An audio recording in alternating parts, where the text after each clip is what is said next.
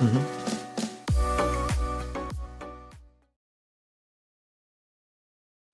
Two households, both alike in dignity, in fair Verona, where we lay our scene. From ancient grudge break to new mutiny, where civil blood makes civil hands unclean. From forth the fatal loins of these two foes, a pair of star-crossed lovers take their life, whose misadventured Pisces overthrows doth with their death bury their parents' strife. All right, you bardolators, 'tis time to dust off thy starter jackets, rip off those tearaways, and blow into thy game cartridges. I'm Sean Kelly, And I'm Simon Blandfordith. and wish it 'twas the 90s. Oh, mate, that Well was done, hard. Sean. Sean Yeah. was really freaking out before we went to air about that, and thought he nailed it. And he said there was one word he was freaking out about, in particular, about three-quarters of the way through. I think it's piteous What I overthrows. say? I said Pisces. I think that's what you said. I think that was the only one.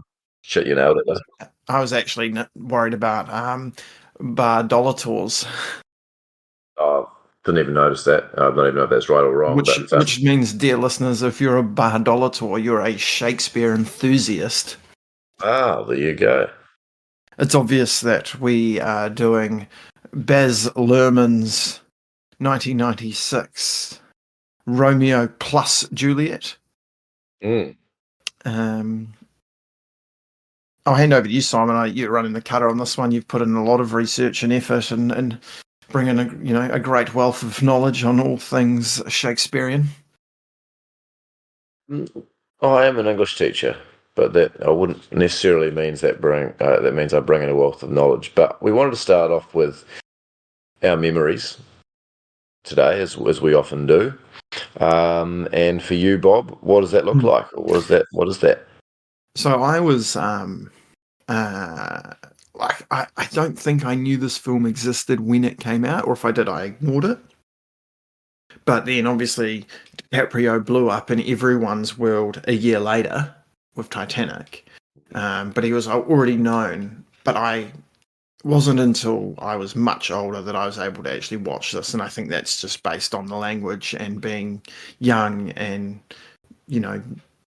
not thinking Shakespeare's not cool. But through, I think I didn't study it at high school, but I think I watched it.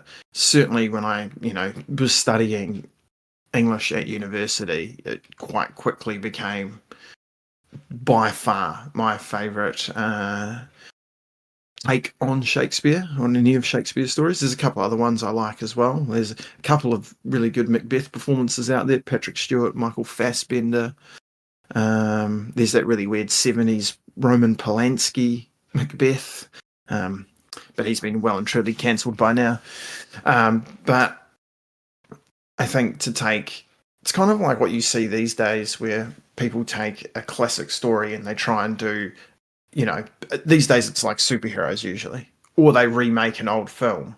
But to have a red hot crack at Romeo and Juliet, probably one of, if not the most well-known Shakespearean play, and produce this, it's easy to see. I'd say most people who had to study English would love this film. I'd hope. And that's where I come up with my memories. 2002, year 11, Jonathan Martin, it's English class. He taught it, and I remember really enjoying it, but not loving it until I watched it sort of in my 20s, really. And I just think it's an incredible film. And Have you taught it?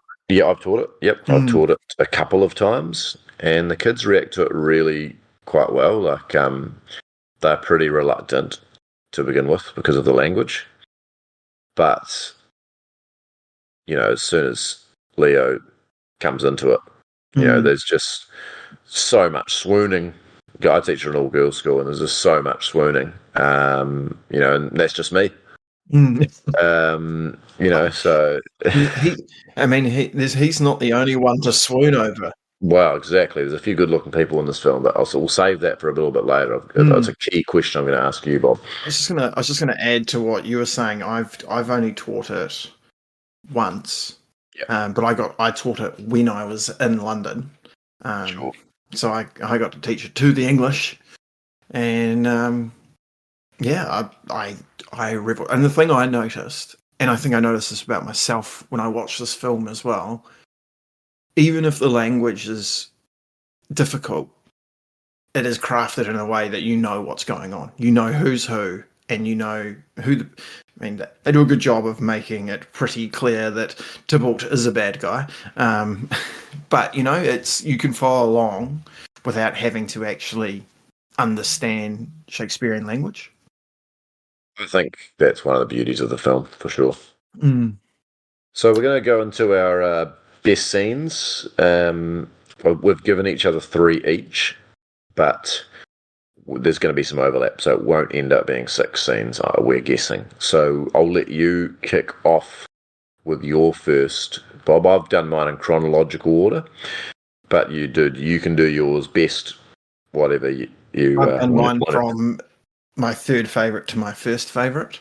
Okay, But fortunately, I can open with the opening scene of the film with they turn that opening chorus into a news reporter. The cinematography showing us Verona all the way through until the quite comical. I didn't remember how sort of slapstick humorous the gas station fight is. But that whole thing, you get Tybalt, you get Benvolio, you get Benvolio's fantastic flat top. Like, it's just all a phenomenal way to start. I'm instantly interested in what's going on. Couldn't agree more, Bob. That prologue, as you mentioned, the gradual zoom in on the TV. If you haven't seen that prologue, the initial one's about 1:58. The family tree, you can't help but get fired up. When the choir comes in, the quick cut, it's just incredible. And I absolutely had that as my first scene to watch. And I kind of had 2 different scenes, the prologue and the gas station. I had them as 2 different scenes, but completely agree. That gas station one, very genre bending, like how it just randomly turns into a western almost. Well, literally, it's making these Western sound effects. Like, it's like you've got to take a minute to actually take it all in a good way. And that's also when Tybalt starts speaking, and the kids are like, "Is that Sid the Sloth?" Peace. I hate the word. I just that's such a great line. So yeah, I think we're in lockstep there. Prologue and or gas station, whether you want to call it 1 or 2 scenes. Absolutely fantastic. I was going to say as well, the other thing you get, and you mentioned the music, but you get a real good taste for Baz Luhrmann's style here. He loves an extreme close up when someone's delivering, like that line you just said, like really like we're talking like faces most of the screen. Absolutely. Yeah. Sorry. Yep. So you said that the gas station. Yeah. Do you want to go again? Seeing as I've stolen 2 of yours. Yeah, we'll go again. Oh, it's not stealing because we can just, add our own 2 cents, and as it were, the Capulet Ball for me, and specifically the moment Romeo is no longer under the influence of drugs. So, that is incredible. That whole scene where they take the drugs, but the moment you see his eyes in the water open up, and there's a contrast between the crazy noise. He wakes up out of his drug-induced haze, comes out of the water, and you just hear the piano, and it's just calm and quiet.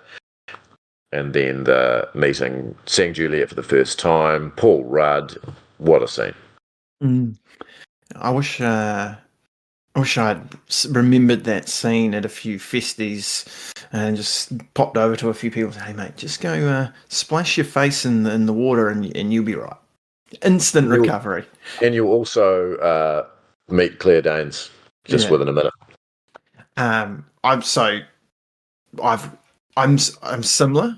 So again, I extended it. So I guess I cheated a little bit, but I'd probably say so. I love the first meeting of Romeo and Juliet, but I would say my favorite scene in the whole film is Mercutio's drag performance. So But just so I had just from because that's just prior when they when they take the pills and head to the party. So that just the first time you meet Mercutio through to that performance of Young Hearts is just like I'm like, this is mint. This I did not see this coming. And you see Juliet's dad is dressed up as like Caesar or whatever, and obviously Mercutio's in drag, Romeo's like a knight, and she's an angel, and Tybalt's the devil. Like it's all just it's on the nose, but it's not offensive. It's a good way. Paris is the astronaut. Paul Rudd as Paris is the astronaut, the complete space cadet that he is. That's like the scene that obviously the kids completely swoon over Romeo, but they genuinely laugh at Paul Rudd's performance there when he's dancing with Juliet, doing that ridiculous dance. He says, but the part where he looks back at her as well, yes. I'm sure that's a meme now. Oh, it's brilliant. And there's that one line that it's Shakespeare's line, but he delivers it so well, like, because she's kind of been running away from him pretty much.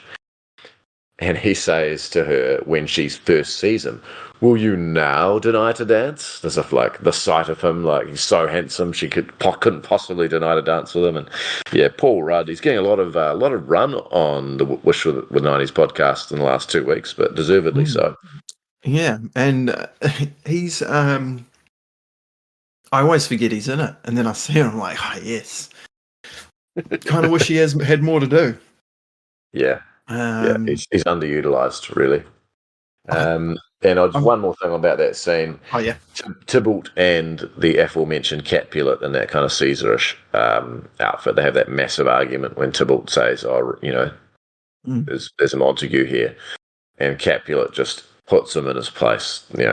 He slaps him. He slaps him. Tybalt says, "I'll not endure him. He shall be endured," and then just slaps him. It's just like, I'm the boss here. It's a great line, great performance. So that's all I've got for that scene, Bob. Have you got anything else from that scene? And if you don't, what's your next scene?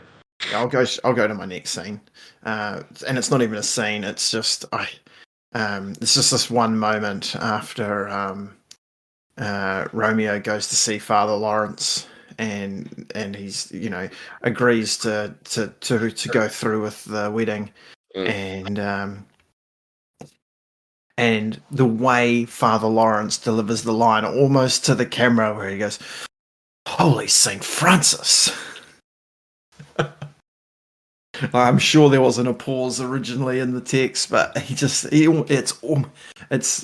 felt like he was saying it to the camera. It's so good. He's a great character too. I like a priest and a botanist. He definitely is/was in my consideration for supporting actor. And I won't reveal whether I picked him or not, but on the strength of that line alone, almost he's worth it. But he is a really good character, and he just warns them. All he does is basically warn them right the whole movie, like, "Don't do it, man, don't do it, don't do it." But you can't tell two young people in love to not do it. Yep. I have one. I mean, look, you could mention many more, but I've got to stick to my three. And you can't. I can't risk not mentioning the spoiler alert, the death scene. I actually did have that down. I accidentally skipped over it because I had Holy St. Francis in caps. And we'll come back to that when we do some Tracy trivia. That last scene, but just. And I think this is a credit to DiCaprio. His delivery throughout the film, like everyone's performing at 100%. It's incredible, but that speech he gives to her when he thinks she's dead, I'm like, I've seen this movie. I know this is literally the story that's as old as time. And I'm still like welling up on the couch. Charlotte's like, "Are you all right?" I'm like, "Yeah." I still, like, every time I watch it, I'm still like, Yeah, I think she's going to wake up in time. I really do, and that's testament to DiCaprio, but also Luhrmann, the different cuts and how slow that is. That it's just heartbreaking as he's bringing it to his lips, the poison, and the eyes open, and the lip goes back to the cuts. He is the master of those cuts at the exact right time, isn't he? Yeah. Like there isn't a style to compare to this. It is incredibly unique and effective, and I'm sure people have tried to, but it is like every scene has incredible cuts pulled together, and I mean, it's interesting because two English teachers here, we better be careful, but we use this as a teaching tool to help kids to understand the play when you're teaching Shakespeare as a written text. But you could easily do this for film study for your film study. I did. Oh, you did? Oh, yep. That's phenomenal. I did.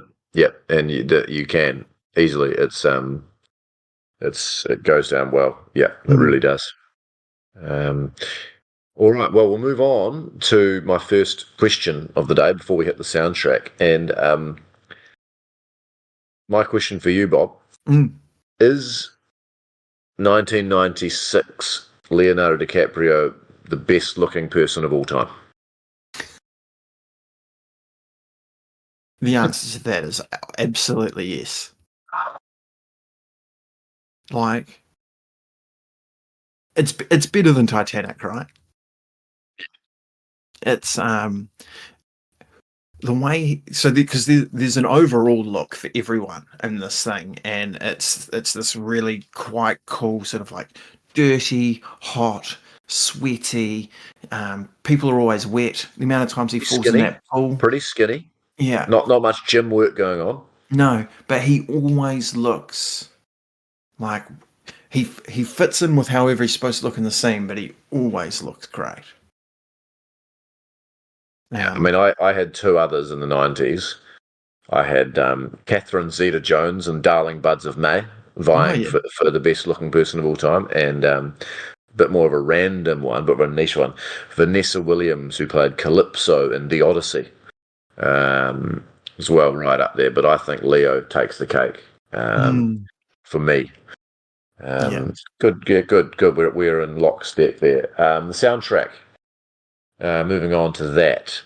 This was kind of, you probably know a little bit more about this, Bob, having done a bit of Tracy trivia, which we'll get into later. But one of the sort of interesting things about this movie at the time was it was a very modern movie as far as the setting is concerned and as far as the soundtrack is concerned with the Shakespearean English. So I wasn't planning on asking this question, but do you think that, with regards to the soundtrack, Sean, do you think it was a good call to keep that soundtrack modern? Absolutely. And I think you can see this in future films used pretty well as well. Even time set films to have a modern, it's nowhere near Romeo and Juliet as a film, but in A Knight's Tale, they've got, it's set in whatever, coarser times, medieval times, and you've got David Bowie and Queen, and it just like, I don't know, it probably brings in people as well, because they recognize it. But this is slightly different, and as you point out, like these, like if you look at the soundtrack, these are all bands that are popular at the time. Like Garbage's song for this was a smash hit. You've got Everclear, you've got the Cardigans, you've got like Radiohead do the credit song. Like, it's like phenomenal. Who's who? Two standouts for me. Kissing You, again, that scene. The Capulet Ball, for me, that piano coming on, that's always been an absolute favourite for me. Yeah, that's fair. Obviously, I'm a sucker for Young Hearts Run Free. Yes, absolute banger. But absolute banger. Interesting. I was going to pop it in my Tracy trivia, but apparently Luhrmann sent the last 5 minutes of the film to Radiohead and said, "Can you write a song for the credits?" And then when they sent it to him, he went on record on saying, "This is the greatest credit song ever written." I also didn't know that Baz Luhrmann was Australian until I was reading about this film. His films have just so many Aussies in them. He did The Great Gatsby in 2013, and there's just so many Aussies for no reason in that movie. But that's another topic for a 2010s podcast. Another question, Bob, for you. We before we move on to the next topic, the wedding scene. It starts off very much a high angle shot with, like, where the organ is in church, and you've got the kids choir, and you've got the lead singing "Everybody's Free." I mean, has anybody ever had a better voice than the kid who sings "Everybody's Free"? I know. That is unbelievable, that performance. Also, just adding to that, didn't know that the full title for Everybody's Free is Everybody's Free to Wear Sunscreen. Because it came out in like the late 90s. It was Baz Luhrmann was like the person talking, and he was just giving that random advice. That's right, yeah. And that's where that part comes from. But the initial song that kid sings, my God, Mariah Carey on acid, that kid. Yeah. Unbelievable. I'm assuming that kid's name is Quindon Tarver, because gets the credit here on. I hate to admit it, but I'm on Wikipedia for the soundtrack. Yeah, Quindon Tarver, what a performance he gives. Look that up. Look up Romeo and Juliet wedding scene, and that's the first shot you see is that kid, and wow, what a performance. I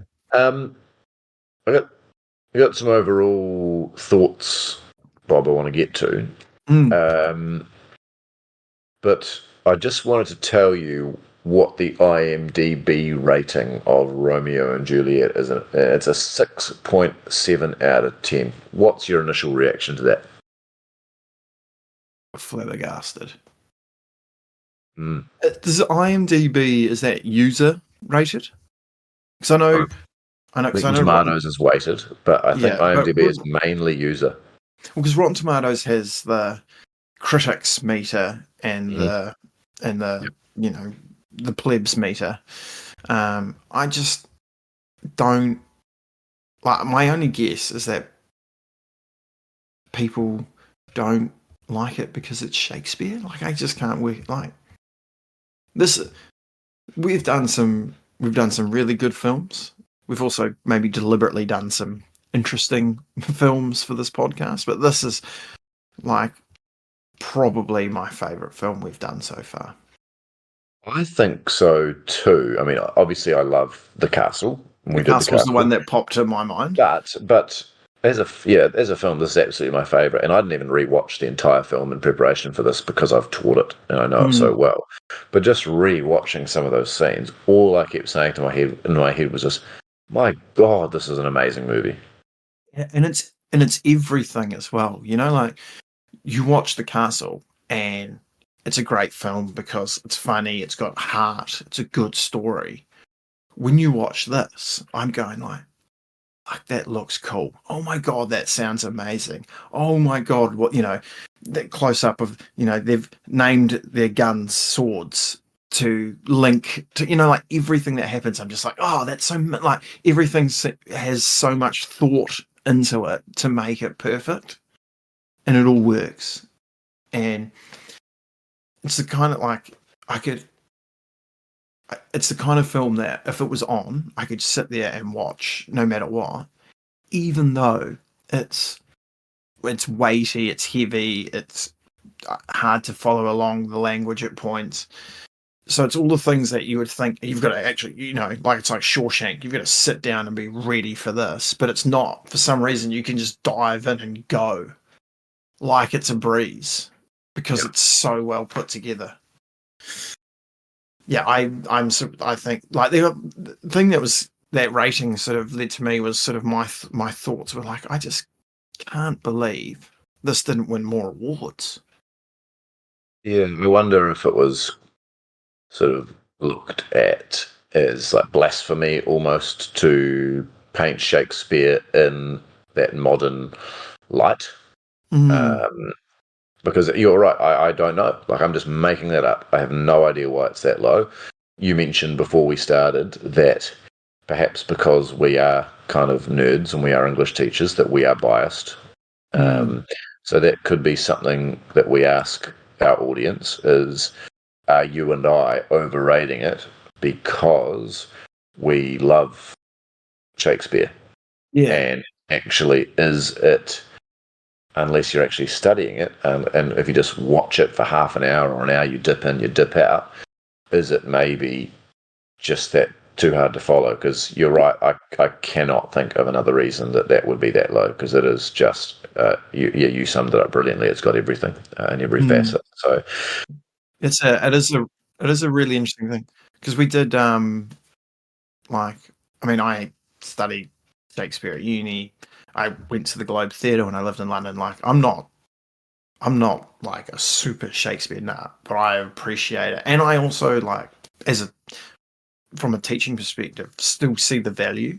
I know heaps of people are like, why are we learning this? And it's like, well, actually, if you're clever enough to read something that doesn't really make sense to you and make sense of it, that's actually you're unlocking stuff in your head, tools. So like I'm definitely biased, but I also just think it's great. But then like we talked about Serpent, who loves this film. He studied English at uni. I studied with him. You're saying Zara's a big fan, eh? Is that right? yeah, and again, studied English at uni, so Mm. maybe we're answering our own question here, but it would be interesting to hear from people who aren't English nuts. Who Oh, and Sam, who didn't study English at uni, didn't want to do this episode. Great point. Yeah, and Pat also. So yeah, maybe we've answered our own question, but it would be good to hear from a Mm. wider variety than just those two. Before we before we sign off, we do need to get to our best supporting actor and MVP, which Mm-hmm. I mean, almost quite literally best supporting actor in this case. Bob, what do you want to do first, mate? It's best supporting or MVP? I guess let's go supporting. I mean, these are the awards that these actors should have got at the Oscars. So, supporting's hard. I mean, I know we get to pick one each, but I'm quite happy to sort of spitball it with you because I've probably got. I'm probably torn between two, with maybe a couple of honourable mentions.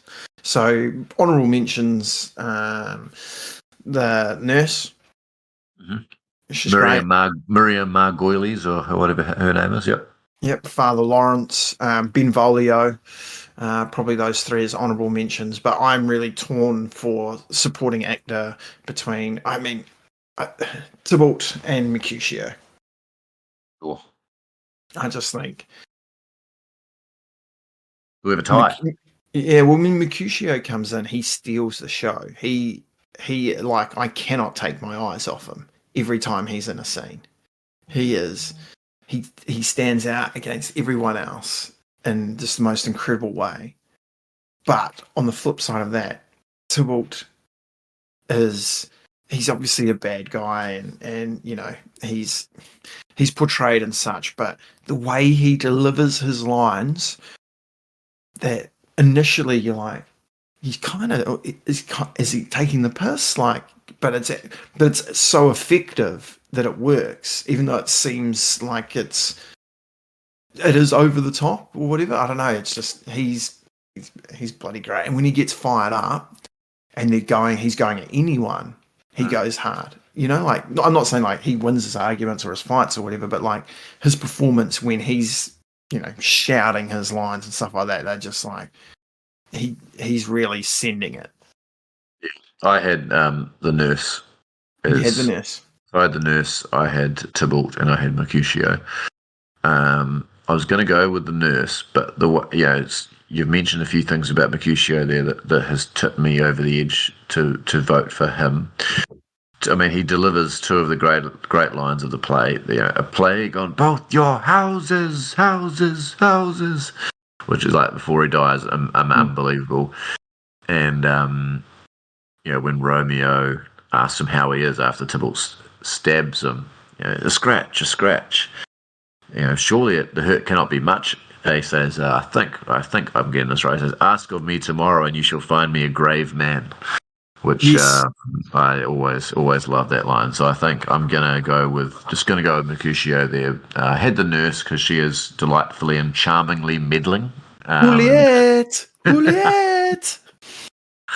Yeah, she's great. Yeah. So yeah, I will not reluctantly because he's great, but I don't want to not pick the nurse. But I'll go with Mercutio, who miraculously came back to life and played Michael on Lost several years later. So it was great to see him alive and well as Michael on Lost. He's also Link in one of the Matrix movies. Oh god, what an actor he is! MVP, yeah. Yours, please. So I'll say Mercutio is just an overall winner for us. I'm happy with that. So my MVP is Leo. This is like this is one of the many roles he could have got an Oscar for. Like, this is just like to come. Like, he's still young, right? I know he's a little bit older than Claire Danes, but I think he's only like 22 or something like that, and he is just absolutely throughout the entire movie perfect. Yeah. I mean, I don't think. I completely agree. I don't think. Looking at him in this movie, there's if you think who would you rather be in life at any point, who would you pick? It'd be like Michael Jordan in the 90s, DiCaprio at this point right now. He does an amazing performance, and he looks so good and acts so well in this movie that I'm no longer embarrassed that I once went to the hairdresser and asked for a Leonardo DiCaprio haircut. Used to be a source of great shame and embarrassment. And when I was watching this before, I was like, no, you shouldn't be ashamed. That's a very reasonable thing for a 10-year-old to ask for. 100%. 100%. So no, I completely agree with you there, Sean. And I'm glad we're in lockstep on that one. I've got some trivia for you if you want. Tracy, trivia. Let's hear the trivia. I've got a few points here that I thought were particularly interesting. Key hair stylist, who you'd probably like to meet, Aldo Signoretti, was kidnapped by gang members and held for $300 ransom, which Baz Luhrmann paid. That can't be real. I can't believe that. Oh my God. That's amazing. We mentioned DiCaprio's version of Romeo's speech when he thinks Juliet's dead. And apparently it was so good that Claire Danes, who was supposed to be, not moving, started crying. And as soon as Luhrmann yelled cut, Danes smacked DiCaprio on the arm and said, "Don't make me cry, I'm supposed to be comatose here." The film runs for exactly 2 hours, in line with the prologue, which states, "is now the 2 hours traffic of our stage." Wow, I never knew that. And that seems, quite important as well. The highest grossing live action William Shakespeare adaptation. Right, as it should be. Yeah. And finally, and people might know this one because I think I saw this on an episode of Graham Norton, but on Paul Rudd's last day of the shoot, he and Leo were on their way to a bar to celebrate when Leo casually mentioned that he'd been considered for the lead in a studio film called Titanic. Being an expert on the great ship's history, thanks to Paul Rudd's father being a Titanic enthusiast, he told Leo that he should take the job. Yeah, that is gold, Jerry. That is gold trivia. There's one other one. So DiCaprio fought for Claire Danes to win the role of Juliet after she impressed him with her line delivery and the fact that she was the only actress that looked him straight in the eye. Wow. And she was 17. And he was definitely right to push for Claire Danes, because She's phenomenal. I feel like a bit sexist not mentioning her enough, but she's absolutely brilliant in the movie, and they're just so believable as a couple. So I saw a list of actresses who missed out. Natalie Portman, Jennifer Love Hewitt, a few others, who all could have been great, but she personifies. Somehow she just looks and performs exactly as I think Julie. I don't know if this is because I've seen this movie and now I just picture her whenever I think of it, but it's inseparable, the two of them. Yeah, agreed. Completely agree with that. And if you do, that sort of got me on this other tangent. I was on IMDb, the Romeo and Juliet page, and we're a 90s podcast. If you want to see some 90s images, have a look at the red carpet from the 1996 Romeo and Juliet premiere. There are some absolute doozies. That's awesome. And on that note, I'd like to thank Bob for his Tracy trivia there. Some absolute nuggets at the end there. And I hope you guys enjoyed it. Thanks very much. See you next time, listeners.